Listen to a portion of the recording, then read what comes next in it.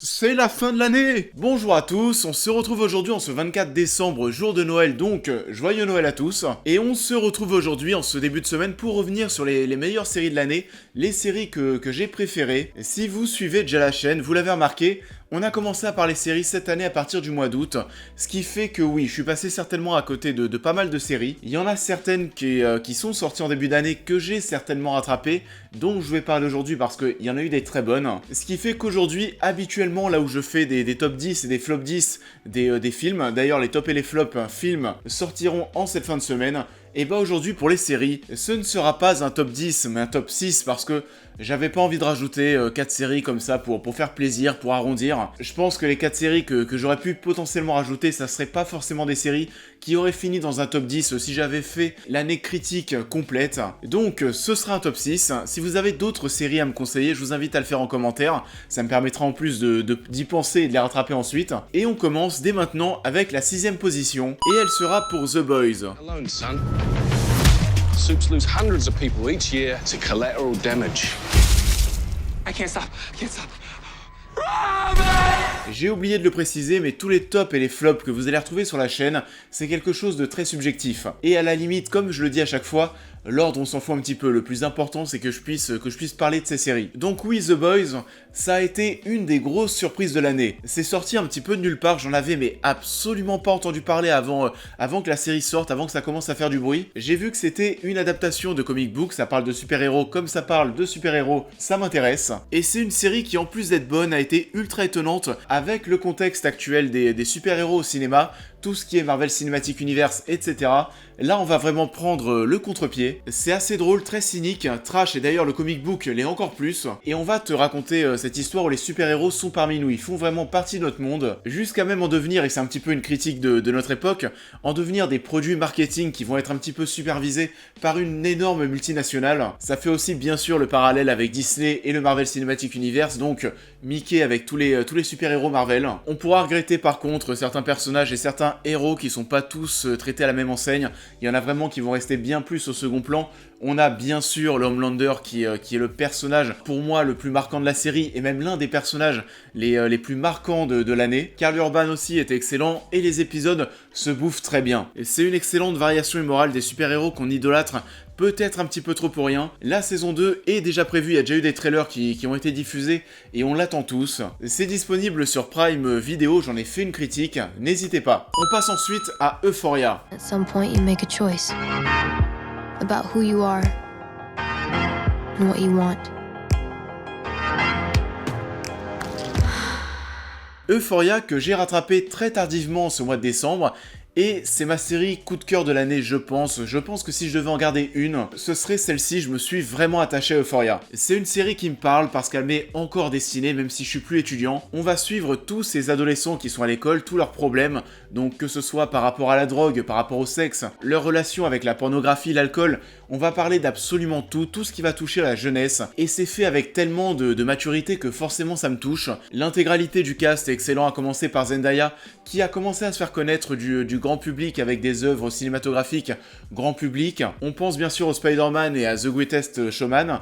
En effet, avec Euphoria, Zendaya gravit une marche et nous montre vraiment son talent, de quoi elle est capable. C'est un scandale d'ailleurs qu'elle n'ait pas été nominée aux Golden Globes. D'ailleurs, tout Euphoria s'est fait boycott. C'est une série qui n'a pas froid aux yeux, qui est dotée d'une grande ouverture d'esprit, qui va traiter ces sujets très intelligemment. On n'hésite pas à te montrer des images chocs, des images moins de 18, donc des sexes masculins, les effets néfastes de la drogue sur une personne jusqu'à retrouver Zendaya allongée par terre dans sa chambre avec du vomi partout. Les épisodes sont bien rythmés, toujours portés par une sublime musique, il y a des magnifiques introductions au début de chaque épisode, parfois même des introductions qui peuvent aller jusqu'à 10 minutes ou pendant 10 minutes. En fait, on va revenir sur un personnage, on va te le présenter, te raconter son background. Ensuite, t'as le générique, puis la suite de l'épisode. Tout ça pour vous dire qu'on prend vraiment le temps, c'est aussi très contemplatif. Et toute la saison est magnifique d'un point de vue artistique. Les effets de lumière durant les soirées, les mouvements de caméra, cette ambiance divine qui va être très souvent portée par la voix de Zendaya en voix off, où là aussi parfois, toi aussi t'as l'impression avec eux d'être défoncé. C'est mon coup de cœur de l'année 2019 au niveau des séries. J'ai hâte de voir la suite en espérant que ça ne s'essouffle pas. Et je suis vraiment très content pour Zendaya parce que le rôle est vraiment fait pour elle.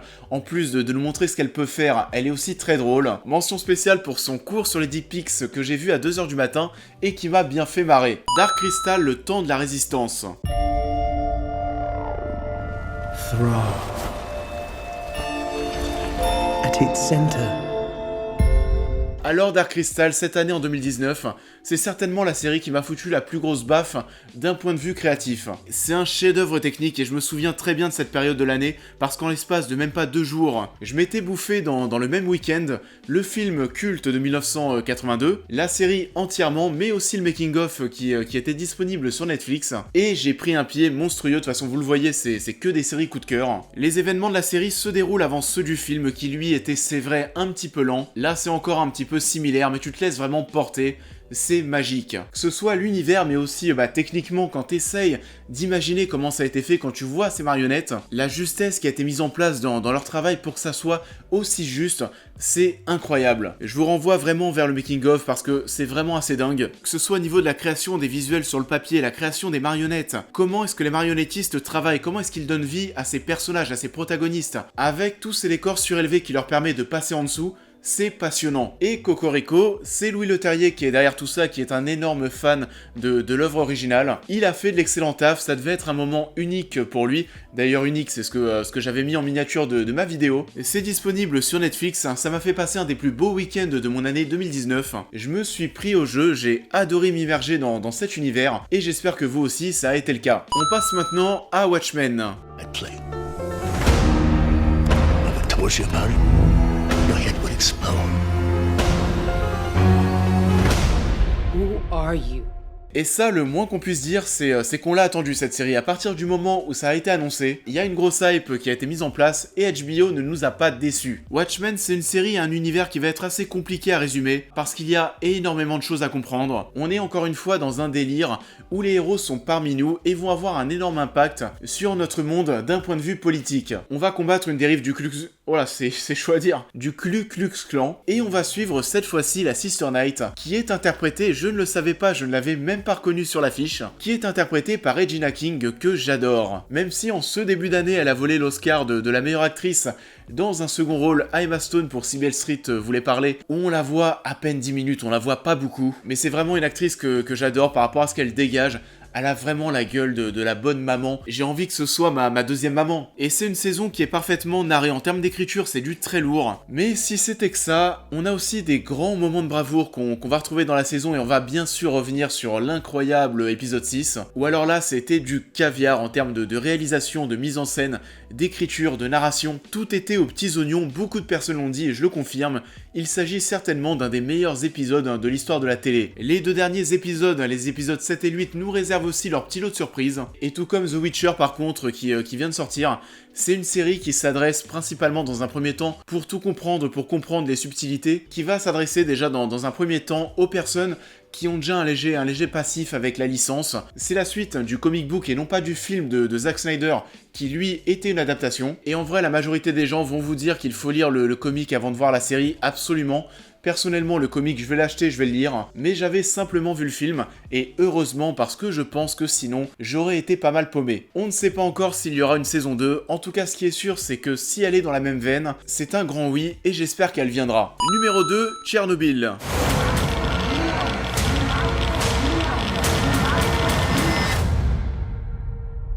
Madness.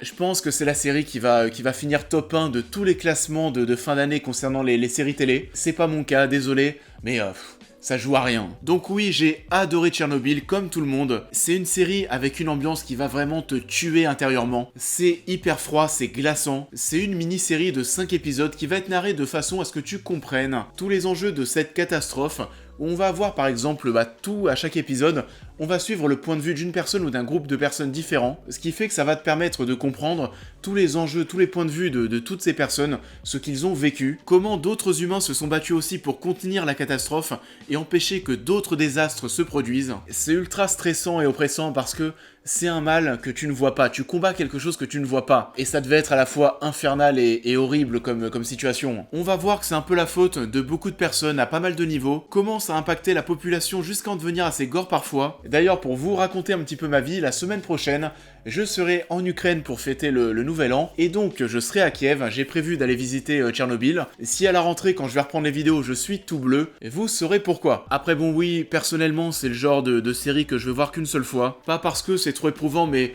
parce que j'ai pas de réelle attache avec Tchernobyl, j'ai pas d'attache avec ces personnages, c'est pas ce que la série a envie de faire de toute façon, mais du coup ça reste une énorme expérience immersive à laquelle je ne suis pas forcément attaché. C'est disponible sur OCS, c'est 5 épisodes, ça va très vite, c'est irréprochable concernant ce que ça a envie de faire, au niveau de son ambiance, au niveau de ses costumes, au niveau de son atmosphère, c'est excellent, et regardez Tchernobyl si ce n'est pas déjà fait. Et numéro 1, Mindhunter saison 2.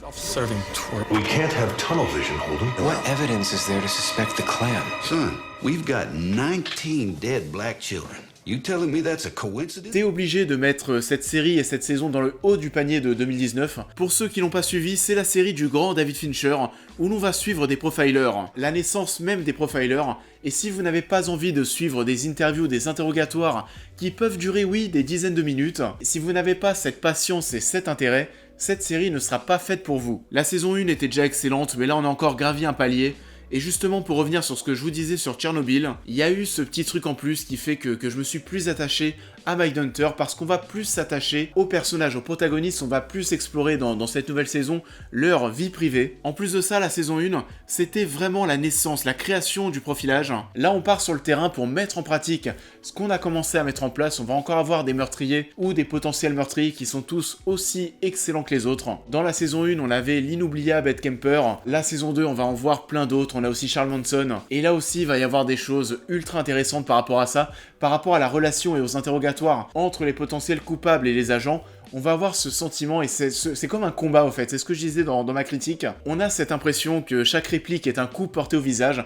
On va avoir aussi ce sentiment où l'un ou l'autre va vouloir dominer l'autre. Je pense principalement à cette scène, on va suivre Charles Manson qui va se faire interroger, qui va s'asseoir sur sa chaise, prendre une posture qui n'est pas hasardeuse pour prendre de la hauteur et regarder les agents de haut. Mindhunter, c'est du caviar. Niveau écriture et dialogue, c'est l'une des choses les plus brillantes et les plus prenantes que vous allez voir aujourd'hui. C'est parfaitement interprété par ce trio d'acteurs, et ce qui est intéressant aussi, c'est qu'ils ont des manières et des façons de travailler qui vont être différentes. Ils vont se compléter, mais aussi s'accrocher sur certains points. C'est rempli de surprises, de rebondissements, avec une mise en scène et une photographie qui mériterait une sortie sur grand écran. C'est tellement bien écrit que c'en est passionnant. S'il y a un mot à retenir de Mindhunter, c'est passionnant. Et vous savez, je me surprends moi-même parce que je pensais vraiment que Tchernobyl allait finir premier de ce top, et là, en faisant mon top, en le préparant, en revoyant toutes les séries qui sont sorties cette année, en me rappelant de tout ce que j'avais vu, et ben je me suis rendu compte au final que Mindhunter, c'était mon top 1 de 2019 et j'en suis très fier. J'ai encore une fois pris une claque devant tant de justesse. Donc là aussi, si vous êtes passé à côté, je vous le conseille. Mindhunter saison 2 est ma saison ou ma série préférée de l'année. C'est la fin de cette vidéo, j'espère qu'elle vous aura plu. J'aurais pu rajouter, comme je vous le disais, des séries pour combler. Peaky Blinders saison 5, Love, Death and Robots. Les séries ultra populaires, j'ai pris du plaisir à les voir, mais en vrai, ça termine pas dans un top. Même The Witcher, à cause de sa temporalité qui m'a saoulé, la critique est aussi disponible sur la chaîne. Et je vous invite, vous aussi, à me faire votre top série de 2019, à me conseiller des séries dont je n'ai pas parlé dans la vidéo et que je devrais voir. Je vous invite aussi, comme d'habitude, à liker et à partager cette vidéo, à me suivre sur tous les réseaux. Pour les nouveaux, à vous abonner, Tipeee et Utip. Et on va se retrouver cette semaine avec des vidéos similaires. Comme je vous l'ai dit, les tops et les flops films sortiront ce week-end, je sais que vous êtes impatients. En attendant, comme cette vidéo sortira le 24 décembre, je vous souhaite à tous un excellent Noël. Profitez tous de vos amis, de votre famille, et aussi de tout ce que vous allez manger. On se retrouve donc très bientôt, et je vous dis à très vite.